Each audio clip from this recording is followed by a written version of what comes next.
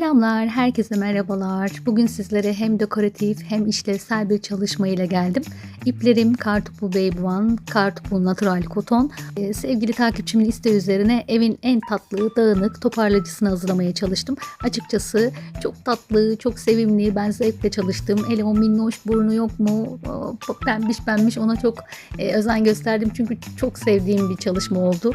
Hem dekoratif hem çok kullanışlı. Kumandaların da artık kaybolma derdi yok ve arada kitaplarımızda okuduğumuz zaman yan tarafa açıp örgü öğrenler de ara sıra kitap okuyorlar, değil mi? Daha sonra da kumandalıklarımızı da koymaya yerine hazırladım. Seve seve hazırladım, zevkle hazırladım. Çok tatlı bir çalışma olduğunu düşünüyorum. Sizler nasıl buldunuz? Eğer hoşunuza gittiyse, sevdiyseniz, beğendiyseniz yorumlara da eklemeyi unutmayın. Sevgiyle kalın. Tatlış kedimle de selam vereyim sizlere. Hoşça kalın.